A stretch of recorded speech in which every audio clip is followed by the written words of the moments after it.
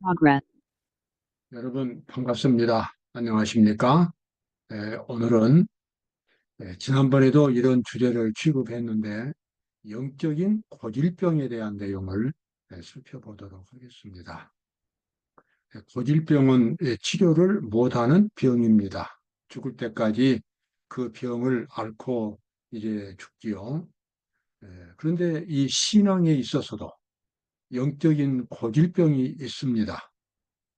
예를 들어서 급한 성격이나 다른 사람에 대한 흉을 보는 습관이나 또는 약삭빠르게 자기 이익을 챙기는 기질이나 그래서 반복해서 실수하고 죄를 짓게 될 때에 그것은 바로 고질병이 됩니다.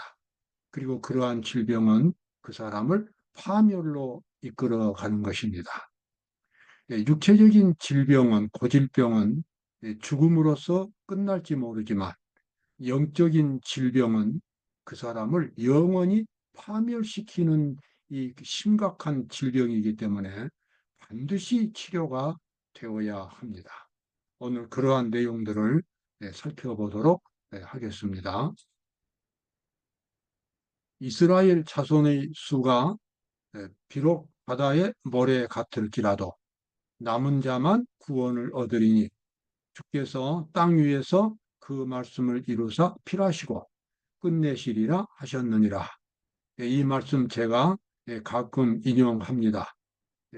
각 개인의 구원은 민족적인 단위로 이루어지지 않습니다.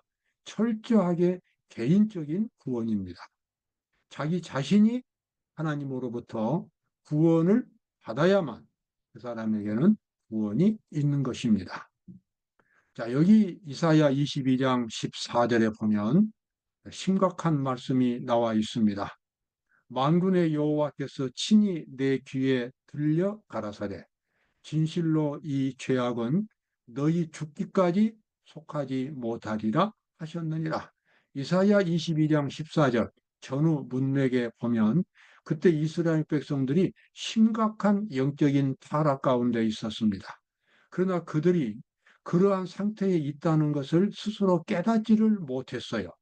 깊이 회개하고 죄를 극복해야 되는데 그런 일을 하지 않고 그저 피상적으로 신앙생활을 계속하면서 깊은 회개를 하지를 못합니다. 그들은 죄를 반복해서 평상시에는 죄를 짓지 않지만 어떤 위기가 닥쳐오면 어김없이 죄를 짓고 타락하는 그러한 일들이 계속해서 반복이 되었습니다. 그러한 사람들에게 하나님께서 사랑하시고 용서를 베푼다는 것은 나중에는 의미가 없게 됩니다. 바로 그것이 이 고질병이 되겠습니다. 히브리서 3장에 보면 이스라엘 백성들이 가졌던 그와 같은 영적인 질병 문제가 또 나옵니다. 내가 이 세대를 노하여 가로되 저희가 항상 마음이 미혹되어 내 길을 알지 못하는도다 하였고 내가 노하여 맹세한 바와 같이 저희는 내 안식에 들어오지 못하리라 하셨다 하였으니 저희가 항상 마음이 미혹되었다고 하는 것은 하나님의 뜻과 일치하지 않는 상태를 의미합니다. 믿음으로 말미암아 하나님의 의를 받아들여서 그 마음이 변화되어야 하는데 그 정신이 하나님의 율법과 하나님의 형상과 일치되는 그와 같은 정신을 가져야 되는데 그런 깊은 경험을 갖지 못하고 아주 피상적으로 신앙생활을 합니다. 특별히 히브리서 3장에 나와 있는 이스라엘 백성들이 이러한 모습은 민수기에 물 문제와 관련이 있습니다. 그 뜨거운 사막에서 여행을 하는데 가끔 반석에서 물이 나오는 일이 중단이 된 적이 있었습니다. 하나님께서 일부러 그렇게 하신 것입니다. 그들은 위기 때에 하나님을 찾고 하나님을 의지하는 법을 배울 수 있도록 하나님께서 그러한 고통의 섭리를 베푸셨어요. 그러나 이스라엘 백성들 대부분은 평상시에는 하나님의 백성이었지만 이런 위기를 만나면 어김없이 하나님을 원망하고 모세를 원망하고 난동을 부리는 일이 반복이 되었습니다. 그래서 결국은 내 안식에 들어오지 못한다. 여기 안식이라고 하는 것은 죄인이 죄의 지배에서 벗어나는 그 속죄의 경험을 의미합니다. 구원의 경험에 있어서 아주 필수되는 경험이 속죄의 경험입니다. 우리가 하나님을 믿고 구원을 받는데 그 믿음은 속죄, 즉 죄의 지배를 받지 않고 그리스도의 지배를 받는 그와 같은 삶의 변화가 바로 속죄입니다. 그 경험을 갖지 못하면 구원이 안 되는 것입니다. 여기 나와 있는 안식은 바로 속죄, 즉 쉼을 의미하는데 그 쉼은 죄로부터의 쉼을 해방을 의미합니다. 만약 타고난 품성의 기질들이 성령에 의하여 고쳐지지 않았다면 자아는 끊임없이 나타날 것이고 그리스도의 품성은 우리의 생활 속에서 나타나지 못한다. 타고난 품성의 기질들이 그리스도의 은혜에 의해서 극복되어야 하는 것입니다. 그 기질 속에 있는 죄의 세력이 다 사라지지는 않습니다. 사라지지 않았지만 그 우리를 지배할 수 없도록 만드는 것이 그리스도인의 의무입니다. 그런데 여기 타고난 품성의 기질들이 고쳐지지 않는다면 자아는 죄인된 그 본성은 끊임없이 나타날 것이고 그래서 결국은 사람들에게 하나님의 영광을 나타내는 그러한 일에 실패하게 되는 것입니다. 여기 중풍병자에 대한 한 사건이 있었습니다. 한 중풍병자를 사람들이 침상에 메고 와서 예수 앞에 들여놓고자 하였으나 무리 때문에 메고 들어갈 길을 얻지 못한지라 지붕에 올라가 기와를 벗기고 여기 아주 기상천외의 사람들이 있습니다. 예수님이 어떤 집 안에서 강론을 하시는데 그때 밖에서 중풍병자를 침상에다 메고 오는 사람들이 있었습니다. 침상이니까는 면적이 넓지요. 사람들이 길을 비켜주지 않는 것입니다. 그래서 이 사람들이 중풍병자를 메고 어디로 올라갔냐면 지붕으로 올라갔습니다. 그 당시에 지붕은 아주 쉽게 뜯을 수 있는 그런 구조로 되어 있었습니다. 그렇다 할지라도 그 중풍병자를 내고 지붕으로 올라가서 지붕에서 끈을 달아서 예수님 앞으로 직접 내리는 그와 같은 일을 한 것입니다.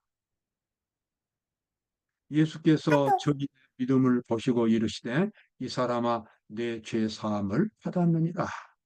예수님은 그 실려온 중풍병자의 마음을 잘 알았습니다. 그가 중풍병을 앓은 것은 아주 과거에 아주 타락한 생활을 한 것에 대한 결과였습니다.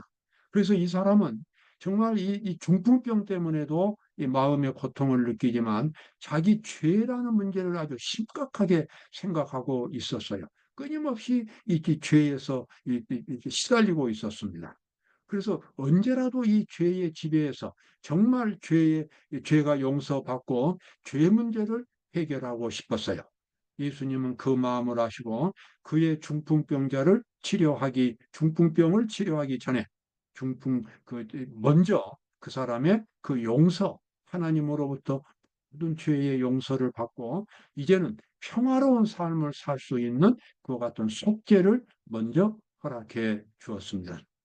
자, 여기 나와 있는 말씀 보면 그때 이제 사람들이 그 앞에 있는 율법사들이 예수님의 이 말을 듣고 비평을 했습니다.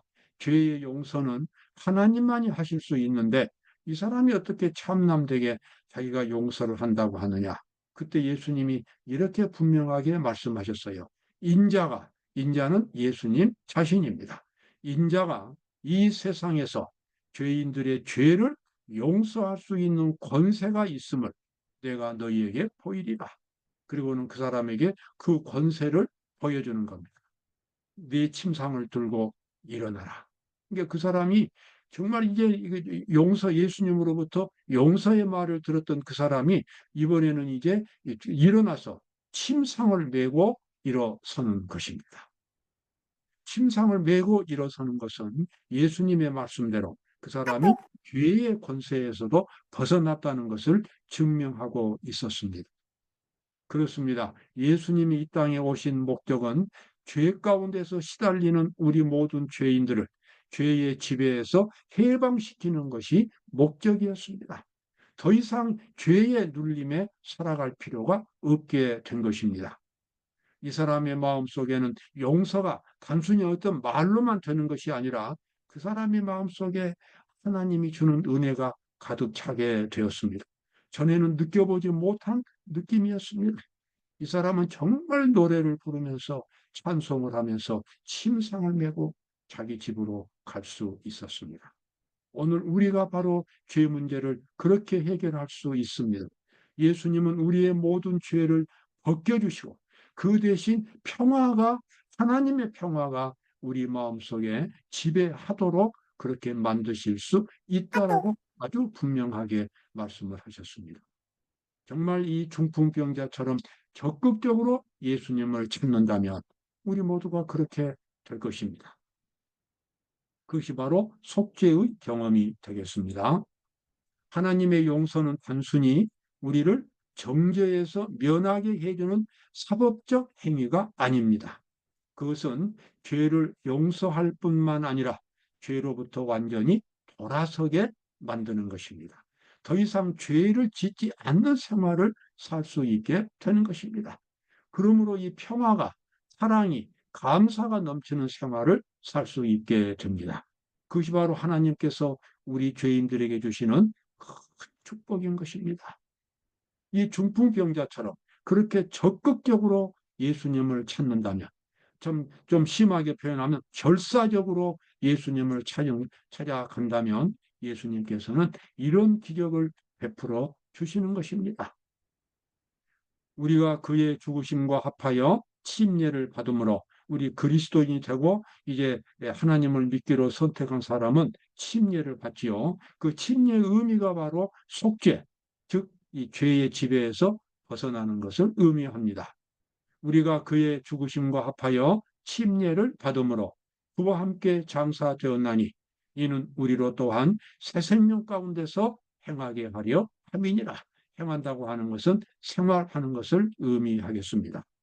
여기 창세기 32장 28절에는 이러한 속죄를 깊이 경험한 야곱의 사건이 나옵니다. 그 사람이 가로되 내 이름을 다시는 야곱이라 부를 것이 아니요 이스라엘이라 부를 것이니 이는 내가 하나님과 사람으로 더불어 겨루어 이기었음이니라. 하나님과 겨뤘다가 말은 씨름을 했다, 싸웠다 그 말입니다. 야곱이 하나님과 싸워서 이겼다는 것입니다. 바로 이 말은 야곱이 끝까지 하나님을 붙들었다는 것입니다. 야곱은 하나님에게 정말 속죄를 달라고 그렇게 밤새도록 하나님을 붙들고 씨름을 했습니다. 죄의 지배에서 벗어난 사람이 되게 해달라고. 새벽까지 그 씨름이 계속되었고 나중에는 울면서 하나님을 붙들고 애원했습니다. 그래서 마침내 하나님께서는 야곱이 자기를 이겼다라고 그렇게 표현하시면서 아주 영광스러운 이름을 지어주셨습니다. 이스라엘이라는 이름을 지어주셨습니다. 그래서 그 후로부터는 야곱의 후손들이 이스라엘 민족이 된 것입니다. 이스라엘 아주 자랑스러운 이름입니다.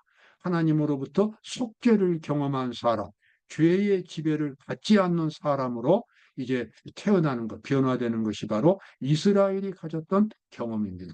그러므로 참된 이스라엘은 속죄를 경험한 사람, 죄의 기질에서, 죄의 습관에서 벗어나서 하나님의 말씀대로 살아갈 수 있는 그렇게 변화된 경험이 바로 속죄의 경험이고, 그런 사람들이 진정한 의미에서 이스라엘 민족이 되겠습니다.